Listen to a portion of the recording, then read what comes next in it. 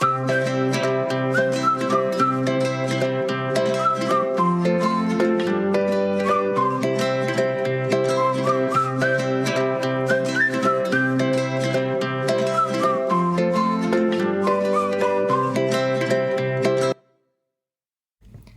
good morning and welcome to the July episode from the Horse Box, where I'm here at the Oteley Estate talking to Clare Mainwaring. Good morning, Clare. Good morning, Claire. Thank you very much for coming. Well, it's the most beautiful coffee shop I think I've ever been in, this lovely barn. And we've got lots to pack in and talk about today.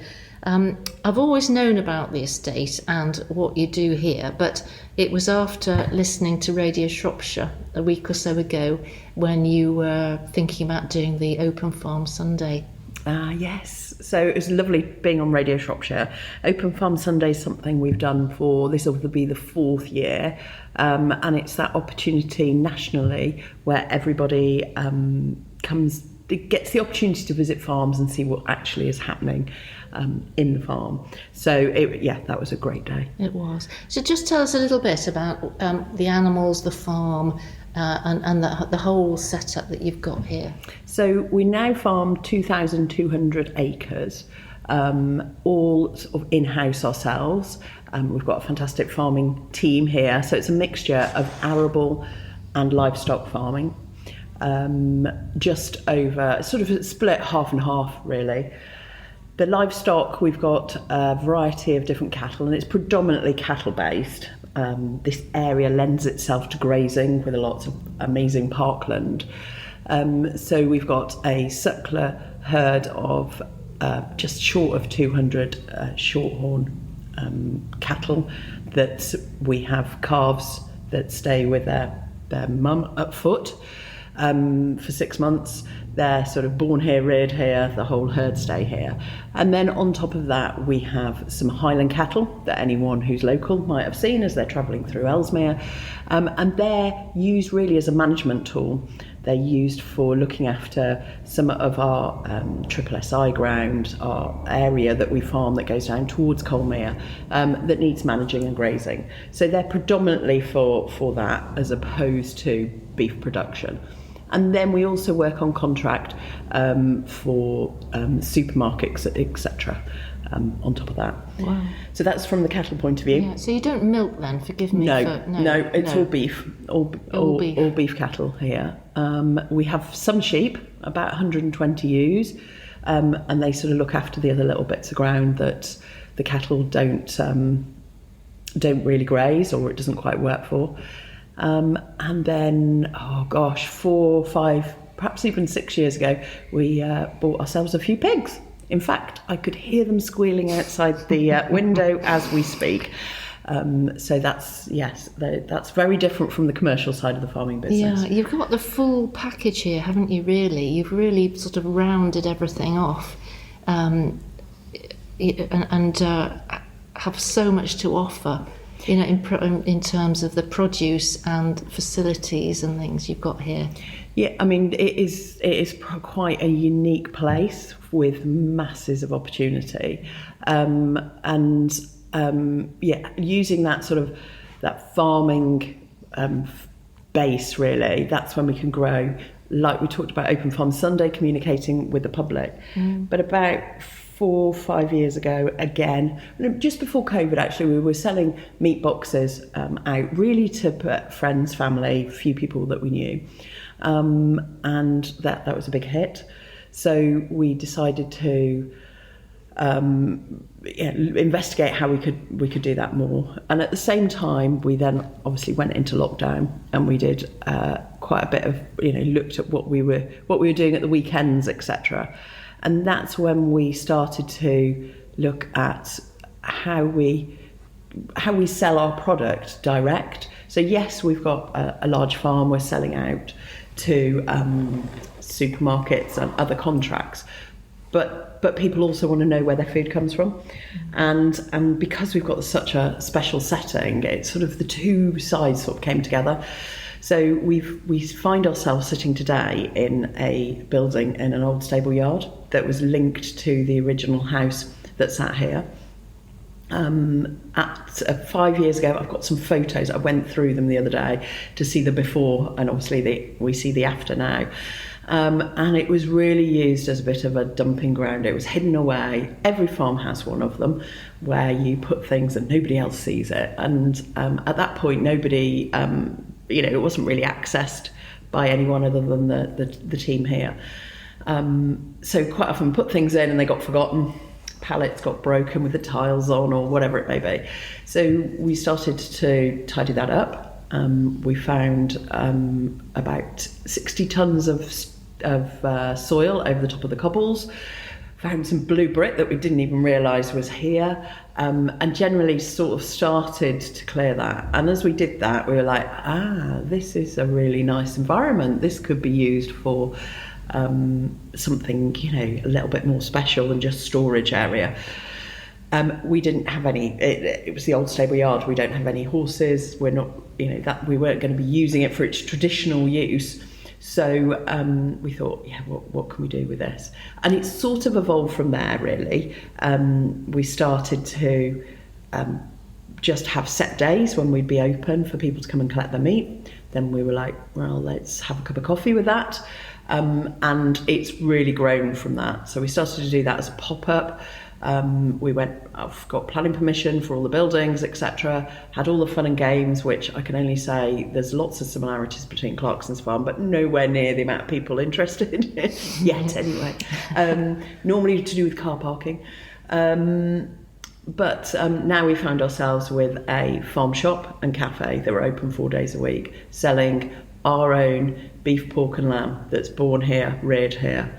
And that is something that I think is quite unique. It's really special because people can come and see the animals and see, you're not trying to sell the cheapest product, you're trying to sell the best products, and they can see, what it all goes on. So for Open Farm Sunday, did you get any feedback from people who were interested in seeing that connection? A lot of people, I think, are interested. Everyone's become, if you chatted to people 20 years ago, everybody would, or a lot of people, particularly in this area, would say they had family that were something to do with farming. As we go through the generations now, it's more and more removed. So we get a lot of families with young children that they're bringing up that they had connections, whether it was their grandparents that farmed, etc. So they're the ones that are interesting. And at the end of the day, they're the ones that we need to tap into and communicate with. And as an industry, if we can talk to people and explain what makes us different, why, when you're buying product, why should you be buying local, why should you be buying British? Because sometimes people just don't understand what the difference is and why they need to do that. This communication is the biggest item nowadays, isn't it? Yeah, to explain what is going on behind the scenes, because it's always previously been a closed world and we haven't perhaps been the best at putting the message across. And I think that goes, sometimes that goes within the industry, that it is hard sometimes. It's a different world. But people are so keen to know, They are. I mean, we only can tell from, I've already mentioned Clarkson's farm. The popularity of that is unbelievable. And when it first started, we were thinking, oh my goodness, what's this going to do? Might be a little bit cringy. But actually, it's managed to articulate a lot of challenges. And we can put rose-tinted glasses on a lot of it, but it is really difficult and it is a challenge. And it's quite a cultural difference between how people would farm 20, 30 years ago compared with how they farm now, and that preconceived idea. So, it's also the simplest things. A simple blog of your daily routine on the farm can attract sort of hundreds of thousands of followers, because people are wanting to tap into it, aren't they? Yeah, no, it's great. It's great to see people's interest. It is. So the history of the house is also another massive topic here. You have such a lot of history with the longevity of how long your ancestors as a family have been here. So could you just tell us a little bit about that? Yeah, so again, another sort of unique situation where the same family have been on this side for hundreds and hundreds of years. This isn't just first, second, third generation. This is, we're going back to 1500s. Yeah, pre-Tudor times. Yeah. And so they've been based on this site. And at one point it was a large estate. There were links to the royal family. There was... It's changed quite a lot, obviously, in time, but it's obviously been something quite special in its time, and it's fascinating. Our daughter is really into history. Really, she's just studying her A-levels at the moment, and the whole history of the family, but also the estate here. It's a fascinating subject. You're living with the geography of decisions taken, say, in the reign of Henry VIII. It's quite by your ancestors. That's quite incredible. It is quite incredible. It is quite crazy at times. You do sort of stop to think about, when you see information, etc. But I think the one thing that's really nice is it hasn't been... and perhaps it's because we no longer, so that anyone who's not familiar with Oteley, there was a large sort of stately home that was here that's went in the 1960s. Like a lot of local places, they fell into disrepair and it's not here. Now, perhaps because of that, it's then become quite low key because it doesn't have that big house that other places would have.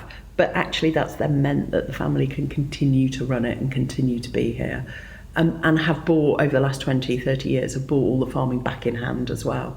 So whereas it would have been a large estate in the past, yes, it is a large estate still, but it's nothing compared with the scale it would have been at that point.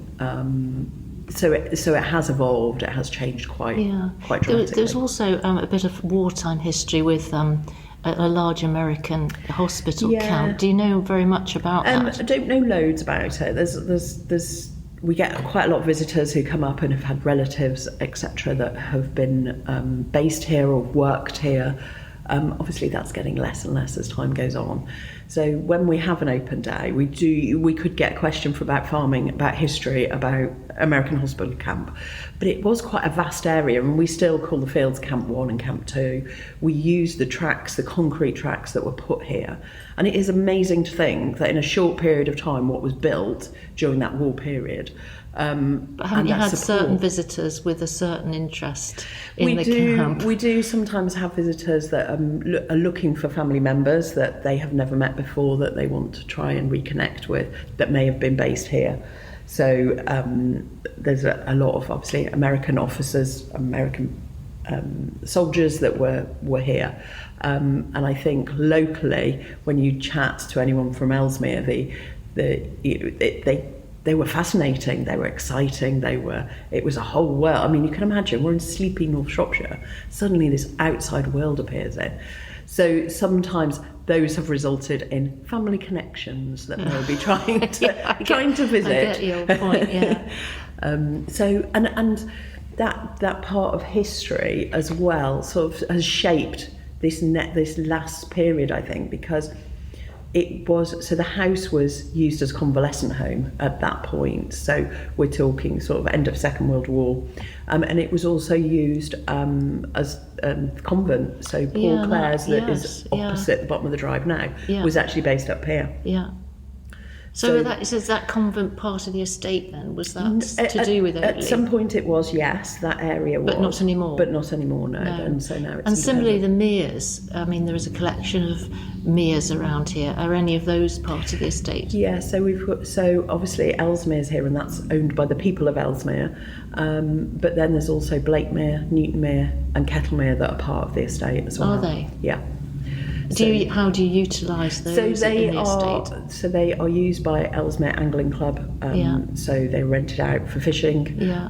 We utilise sometimes the water from particularly Newtonmere, which has an old sawmill by it, and we utilise some of that water for cattle, etc.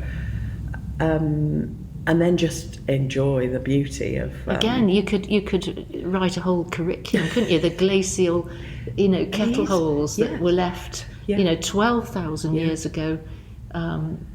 It's like a mini Lake District, isn't it? It is. And Ellesmere is one of those. Yeah, and there's quite a connection. We've got Colmere that people will be familiar with, Hammermere, this whole sort of Meres and Mosses area. Environmentally, it is also really important, and so we've got some triple SI ground that we manage and look after with Natural England, and then we're also in discussion of what we do moving forward. So where areas may have been traditionally farmed, some areas lend themselves to whether it's woodland, peatland, whatever it may be, and that's what we're sort of looking forward now on what we do and what the estate looks like in the future. Have you got any sort of special species or animals or birds that are special to those? Yeah, we try to catalogue and again work with ecologists in certain areas, and we have got certain areas within that triple SI that we have got special species that are there. We've also got some interesting bird life that comes through here as well, which is amazing. Must have with all, yeah. My new love is the Merlin app with on my phone. So it's my therapy when I sit there. Might sit there and have a drink in the evening, sat outside listening to the birds. And I've always loved listening to the birds, but never been able to identify the bird noise with the bird. It's something I've never managed to achieve, but recently I have really enjoyed doing that. And we live, Ellesmere's, such an amazing place for bird life. I love that too. So Claire, let's take it back to your farming background, because you're a Shropshire girl, and how it unfolded to all this. How I've ended up here. So yes, but farming from Newport, Shropshire, so not quite this part of the county, but not far away. My parents now have an arable farm, but when I was smaller, we had some beef and some pigs, and it was the pigs that I used to really enjoy. Just found them quite entertaining and loved being part of that environment. I've quite fallen for those pigs outside. What breed are they? So we've got those saddleback crosses that we have here now. And they are, we've got to be honest, they are only here because we have a market for them. But they are they're an entertaining addition. Yeah. So tell us a story about those pigs, please. There's so many stories about the pigs. So the first two pigs we got, we called Salt and Pepper. Yeah. Now, but the first one was called Pepper because at the time I was doing something called Farmer Time, which is when you connect with schools and talk about what you're doing on farm. And of course, I had 3 and 4 year olds, and I said, "What should we call the pig?" And they said Pepper. So of course it had to be Pepper. Pig. We still have Peppa Pig. It's got to be 6 years now. We still have Peppa Pig, and she's the mum of one of the group of pigs that are outside at the moment. And actually, she's currently hiding in the orchard at home, which is a couple of fields away. And so we've been quite attached to Peppa over the years. So she's had lots of litters of piglets. But I alluded to Salt, who was her friend at the time. And anyone, again, who's watched Clarkson will know that some pigs are great mums and some pigs are not great mums. Pepper was a great mum. Salt was not a great mum. Because that's just, according to them, not the breed. Yeah, I think that's what, certainly from our point of view, the saddlebacks that we've got have been great. They're a traditional British breed.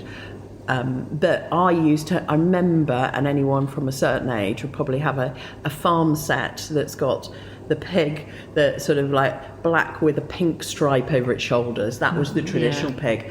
And now, commercially, those would not be the pigs of choice from a large commercial farm. But they're quite robust. They live out, don't they? Yes, ours all live the out. time. Yeah. They make a bit of a mess. So we do tend to bring some of them in at certain times because otherwise we'd have no farm left. They are quite. They like to clear the ground, and we do have in the summer as well. We have some areas of woodland that we put them in.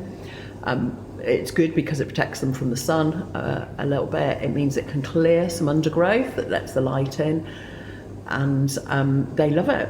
They love rooting around, but we don't love it when they escape, and that's the one thing that has become the great entertainment, is escaped pigs.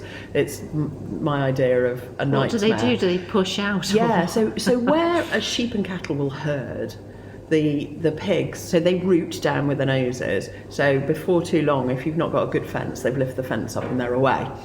And they scatter. So they go in all directions, which is fine if you've got them in a closed farmyard. We've got them at the moment by the side of the car park as you arrive here. Them to escape from that, they'd just be everywhere. And the piglets can be a little bit, well, they're really cheeky. They're not just a little bit cheeky. They're really cheeky. When they're sort of 10 days old, they'll decide if they can find the tiniest bit, they will escape through it. So you could be driving along, and then the next thing you know, there's a little piglet running around. So we've had get extra different fences in. It's so everything. I've got visions of you running after trying to catch these. That must be quite an adventure. Yeah, it is an adventure. When they're little, they don't tend to go too far because at least mum's around and she tends to call them back. They're quite vocal pigs as well.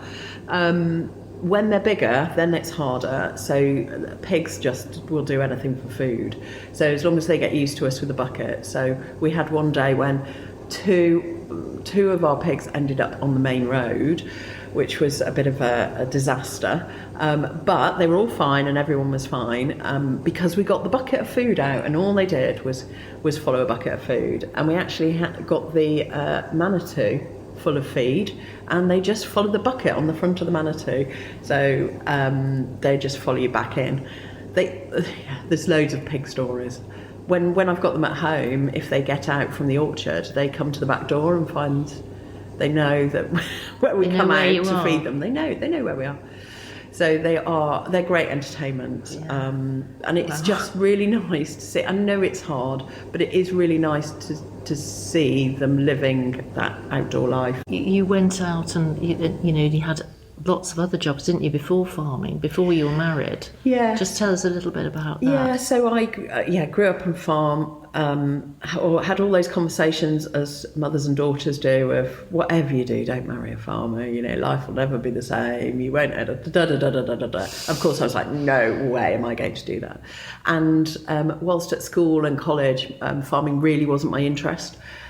I enjoyed maths, and maths was my subject, and went off to do a maths degree and decided I'd do anything but farming.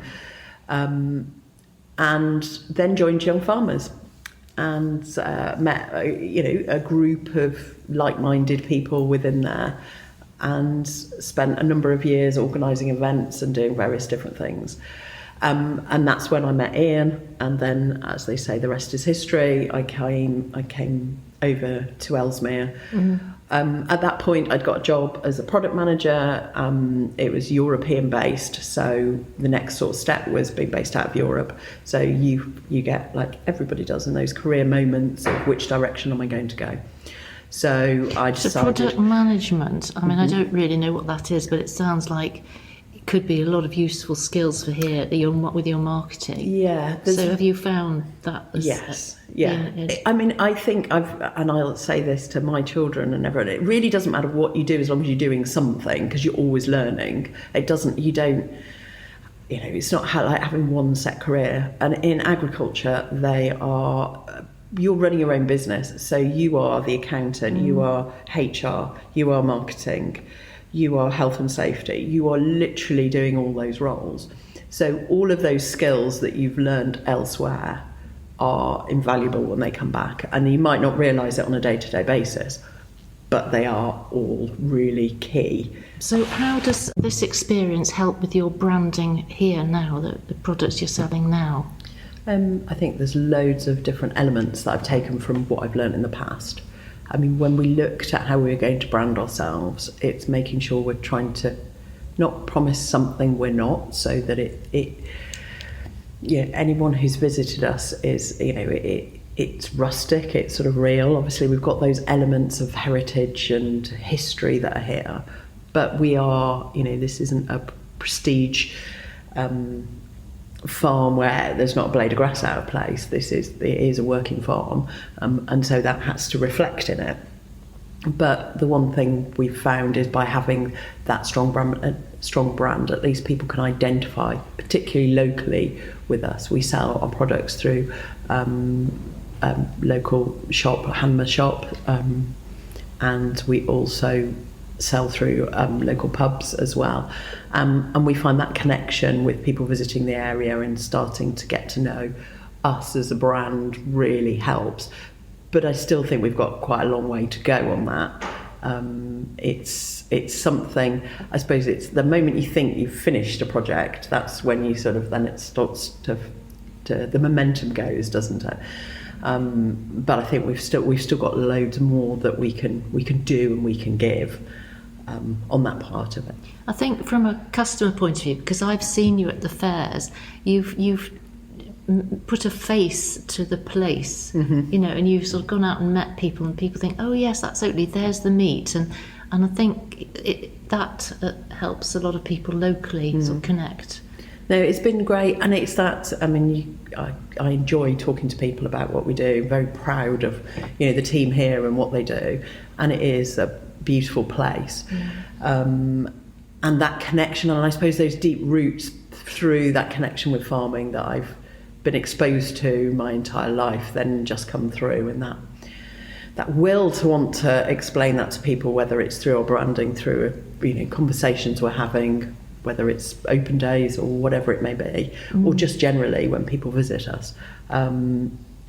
Hopefully that comes across. Yeah, the arable side of the farm, where do all the crops go? What happens to them? So we've got wheat, barley, oats, oilseed rape is what we're growing at the moment. All of our barley will stay on farm.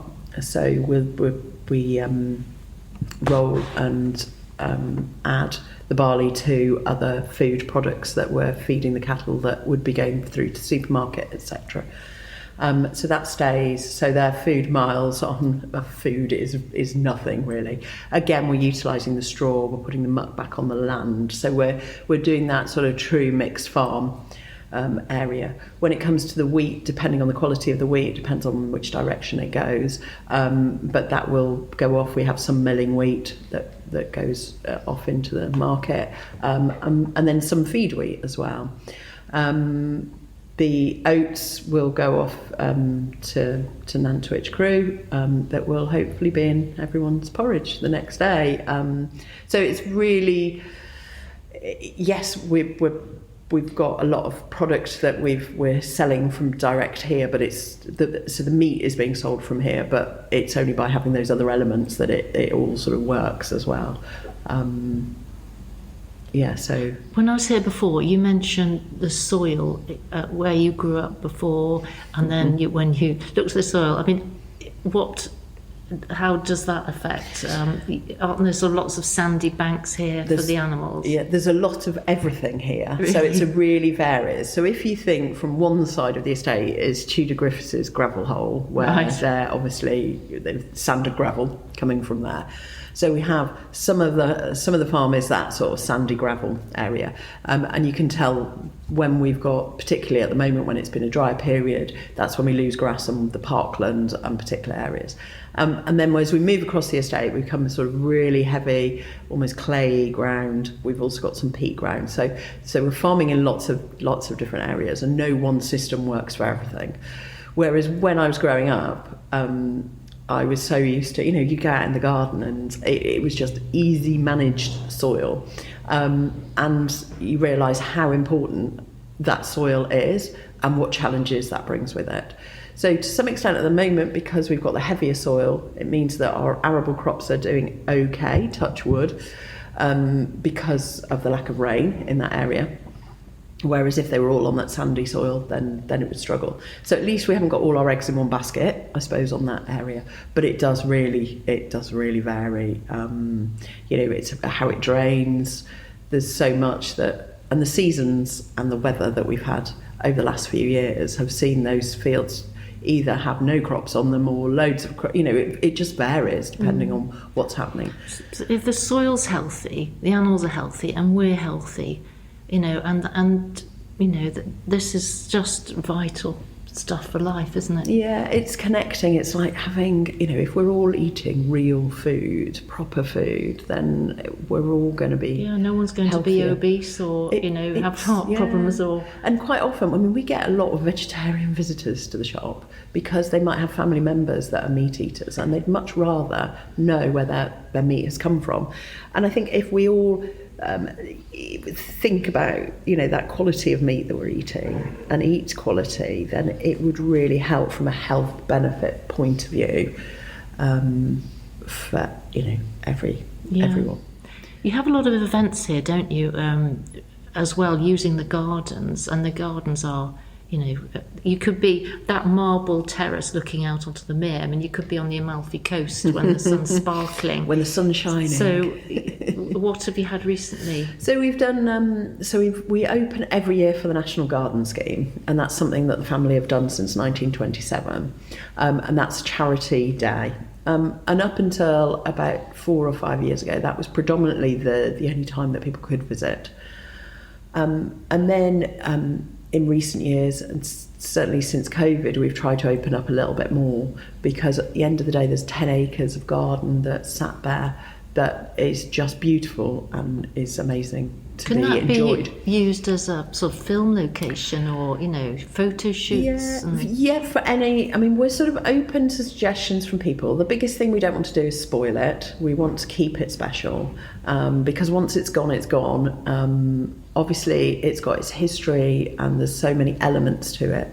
So there's, the boathouse that overlooks the mere, the terraces that used to be part of the original house, towers, a little Swiss cottage that looks like something from Hansel and Gretel. There's lots of different areas in there, as well as some amazing old trees that are probably even older than some of the buildings. So there's lots that could be done. What a sort of tourist mecca really Ellesmere is, with the lakes and also the canal system, which is a Thomas Telford story, isn't it, as well? And that's the thing. It's what's amazing to think is how much it's changed since the family were originally here, originally sort of settled here, and compared with where we are now. And Ellesmere is definitely that untapped tourist area, and a lot of North Shropshire it's not really been exposed to people. But there's so much, we could sit down and talk about Ellesmere another time, because there is so much to, it's one of those amazing places that you can get everything, but it just takes a little bit of work to work out where you can get everything from. So you are really lucky. What I'd like to go on to now, Claire, are the quick fire questions. Okay. Right, so your best or worst job on the farm? The worst. It's probably tiring the silage pit when, and anyone who's done that on a farm, and the team will go, "But Claire, you haven't done that for ages." I've managed to find other jobs that I'm doing. Sorry, so that I didn't have to do it. Especially when the water. It's when everyone's tired as well. But it has to be done, and it's. What about a better job than that? The better. Well, I do love talking to people, as you can probably tell. So I love talking to people and showing people around. Having that privilege of when the piglets do arrive on this planet, and they're amazing. They just pop out. They are literally, they pop out, they get on their feet, and then they know what to do. What a joy. It's something amazing. What is your best selling product in the shop, or the go-to cake that people go for? If we could rear cattle that were just steaks, that would be great, because everybody loves a really good steak. The ribeyes, fillet, all of those classics. But we've also found that there's other sort of other cuts that we try to promote that will just work, just because the beef's a good quality. You can get cheaper cut steaks that work just as well. So that's sort of like the hidden side of things. What about the cake? Well, the cake. So we make all our cakes ourselves on site. Yes. So we have. I mean. Depends on the day and how you feel. You can't beat a lemon drizzle cake. No, I thought you were going to say that. So it just, it depends on the day, I think. But there's so much choice. And what was the most interesting thing you found when you were clearing out during COVID? Was there a sort of find underneath all the There was a lot rubbish? of stuff. Yeah. There was a lot of stuff. There was obviously some elements of what used to be here to do with stables, which are fascinating. And the joy of the place is that things haven't been touched for ages. So you get some old bits that you wouldn't find. One of the things that we have found is when, and it's not so much in the stable yard, but it's on another part of the estate, is where they would be taking orders, and their little spike where their orders are on there, and it's going back to the 1930s, and it's just sat there, and it's amazing. It's like time stopped. So it's lovely. The most surprising visitor or guest to Oteley?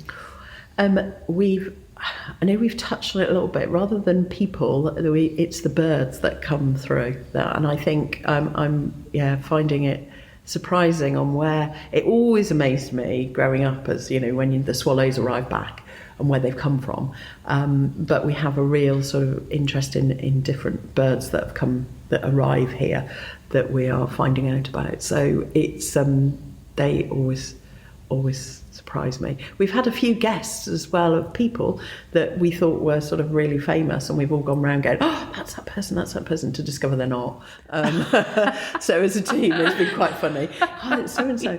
And no, it's not. It's just someone who looks quite like them.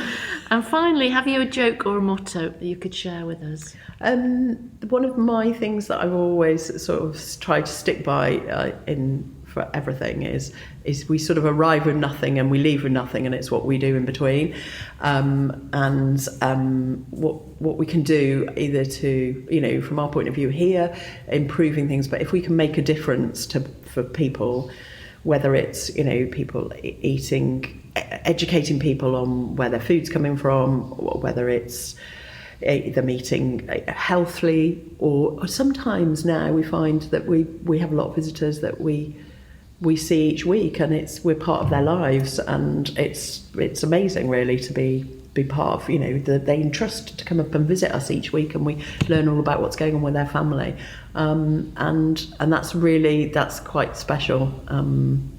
So yeah, I think. Wow. Well, Claire, it's been an absolute joy to chat about all this. Thank you very much indeed. Thank you. Thank you for listening, and please share with your friends, which helps a lot. And I look forward to next month, when it could be you in the driving seat.